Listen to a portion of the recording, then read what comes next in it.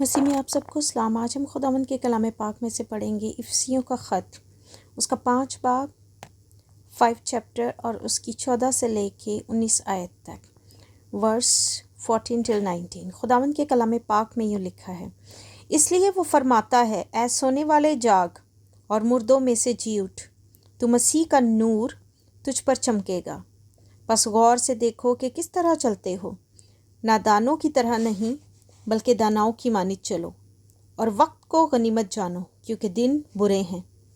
اس سبب سے نادان نہ بنو بلکہ خداوند کی مرضی کو سمجھو کہ کیا ہے، اور شراب میں متوالے نہ بنو کیونکہ اس سے بدچلنی واقع ہوتی ہے، بلکہ روح سے معمور ہوتے جاؤ، اور آپس میں مزامیر اور گیت اور روحانی غزلیں گایا کرو، اور دل سے خداوند کے لیے گاتے بجاتے رہا کرو۔ خداوند کے پاک کلام کے پڑھے اور سنے جانے پر خداوند کا بڑا شکر ہو، خداوند کی بڑی برکت ہو۔ آئے خداوند سے خداوند کی سمجھ مانگے، خداوند کی حکمت اور دانائی مانگے کہ اس کا کلام جو کہ بھیدوں میں ہے ہمارے لیے 100 گنا پھل لائے اور ہماری زندگیوں میں کام کرے۔ جب ہم اس پہ عمل کریں تو یہ ہماری زندگی میں زندہ ہو کے ہمیں برکت دینے والا ٹھہرے۔ یسوع مسیح کے نام سے مانگتے ہیں، آمین۔ عزیزو، اس کلام میں آج کل کے دنوں کے بارے میں لکھا ہوا ہے۔ آج کل ہم اس میں سے بہت سی چیزیں ہیں جو دیکھتے ہیں۔ خداوند نے فرمایا ہے، اس میں پولس رسول لکھتے ہیں کلیسیوں کو، افسیوں کی کلیسیا کو لکھتے ہیں، اور یہ کلام پاک میں جتنے بھی خطوط ہیں اور جتنی بھی اناجیل ہیں، یہ سب خداوند کا کلام ہے۔ یہ پاک روح کی ہدایت سے لکھا گیا ہے، اور یہ کل آج اور ابد تک کی یکساں ہے ہمارے لیے۔ اس میں لکھا ہے، اس لیے وہ فرماتا ہے، اے سونے والے جاگ اور مردوں میں سے جی اٹھ، تو مسیح کا نور تجھ پر چمکے گا۔ یہ فزیکلی سونے والے کی بات نہیں ہو رہی، یہ اس کی بات ہو رہی ہے جو اسپریچولی سو چکا ہے۔ وہ شخص جس کو اس چیز کا اندازہ نہیں رہا کہ روحانی زندگی کیا ہے، یا روحانی موت آ چکی ہے اور اس کو اس چیز کا پتہ نہیں، وہ صرف اپنی فزیکل دنیا میں خوش ہے۔ گانے بجانے، آج کل کے جو حالات ہیں ان سب کو ہم لے لیتے ہیں، جس میں جو ہے میں بھی اب تک شامل رہی۔ جب ہم خداوند کا فضل مانگتے ہیں، اس کے کلام کی طرف جاتے ہیں، سچی توبہ کرتے ہیں، تو جس وقت ہم خدا کو اپناتے ہیں، ہم یہ ساری چیزیں جو ہے دور کر دیتے ہیں، کیونکہ یہ سب تاریکی ہیں۔ خداوند ہمیں کہتے ہیں کہ سونے والے جاگ، مردوں میں سے جی اٹھ، کیونکہ جو گناہ کی زندگی میں ہوتے ہیں وہ مردہ ہیں، اور جب تک ہم پانی سے بپتسمہ لے کے سچی توبہ کر کے اپنے خداوند کے پیچھے نہیں چلتے، تب تک ہم مردہ ہیں۔ ہم نیو بورن ہو جاتے ہیں جب ہم اپنے خداوند میں آ جاتے ہیں، ہم پھر سے نئی پیدائش میں پیدا ہوتے ہیں، اور ہم جب تک آسمان کی بادشاہی میں داخل نہیں ہو سکتے، یسوع مسیح نے کہا، جب تک کہ ہم نئے سرے سے پیدا نہ ہوں۔ پولس رسول ہم فرماتے ہیں کہ سونے والے جاگ، مردوں میں سے جی اٹھ، تو مسیح کا نور تجھ پر چمکے گا۔ جب ہم اپنی موت میں سے جاگتے ہیں، اس تاریکی میں سے جاگتے ہیں جو گناہوں کی زندگی ہے، تو اس کے بعد خداوند یسوع مسیح کا نور ہم پر چمکتا ہے۔ جب ہم خداوند یسوع مسیح کا اقرار کر لیتے ہیں، سارے گناہوں کو ترک کر دیتے ہیں، تو وہ ان گناہوں کو ہم سے دور کر دیتا ہے، اور وہی بڑا فضل دیتا ہے، اور مسیح اپنا نور ہم پر چمکاتا ہے، وہ اپنی رائٹیسنس دیتا ہے، وہ اپنا نور چمکاتا ہے۔ وہی نور ہے، وہی راہ ہے، وہی زندگی ہے، وہی راستہ ہے۔ آگے لکھا ہے، پس غور سے دیکھو کہ کس طرح چلتے ہو، نادانوں کی طرح نہیں بلکہ داناؤں کی مانند چلو۔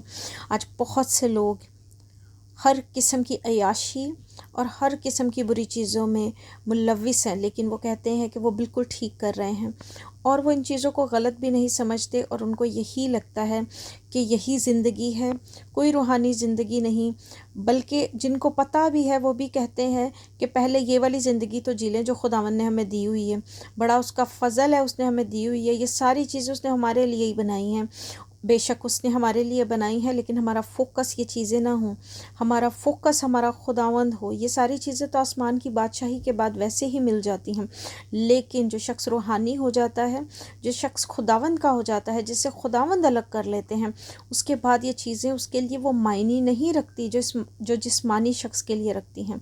پھر یہ چیزیں شخص کے پاس رہیں یا نہ رہیں، شکر گزاری اور اس کا خداوند ہمیشہ اس کی زندگی میں ضرور رہتا ہے۔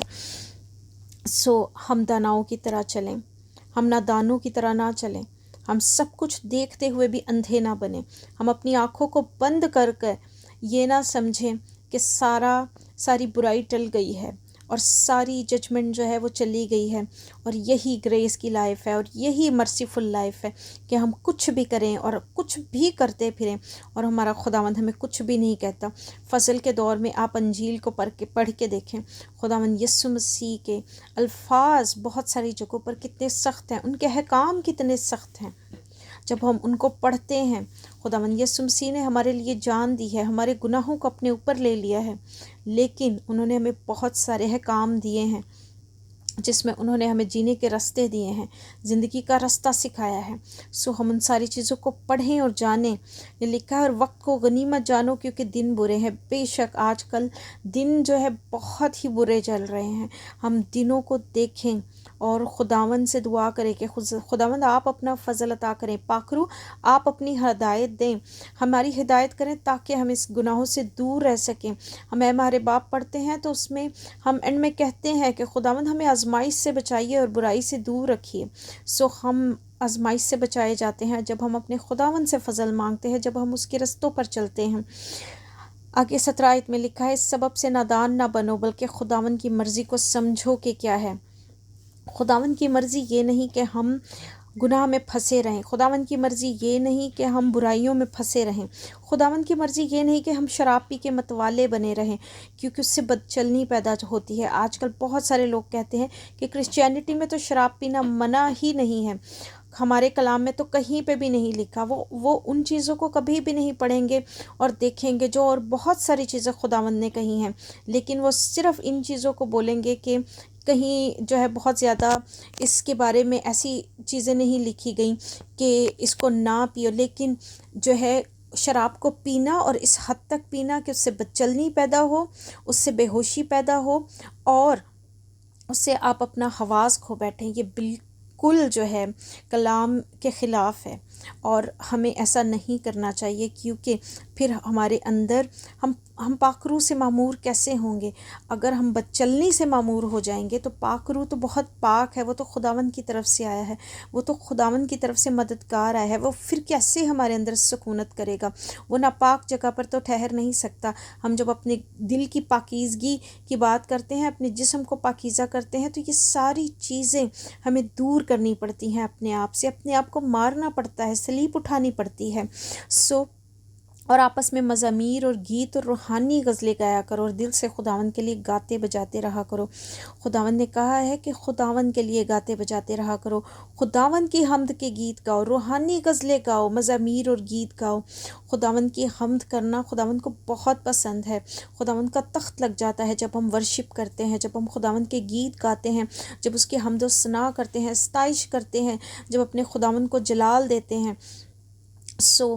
ہم روحانی غزلیں، مزامیر اور گیت گائیں، نہ کہ جو ہے دنیاوی جو میوزک ہے اور جو ایسی اس قسم کے لیرکس ہیں جن کو جب ہم سنتے ہیں تو وہ بہت ہی ڈیمونک ہیں۔ بہت سارے لیرکس ان میں بہت سارے گیتوں میں جو شاعری ہے وہ ایسی ہے کہ ہمیں مسیحی ہوتے ہوئے ان سے بہت دور رہنا چاہیے اور ہمیں وہ سننا نہیں چاہیے، تاکہ وہ ہمارے کانوں میں نہ پڑیں، تاکہ جو ڈیمنس ہیں ان کو رائٹس نہ مل جائیں، تاکہ جب ہم ان کو سنیں تو ہم جو ہے شیطانی راہوں کی طرف نہ چل پڑیں، ہم اپنے خداوند کی طرف جائیں، ہم کلام کو سنیں، کیونکہ سننا جو ہے خداوند کے کلام سے جب ہم سنیں گے تو اس سے ایمان پیدا ہوتا ہے۔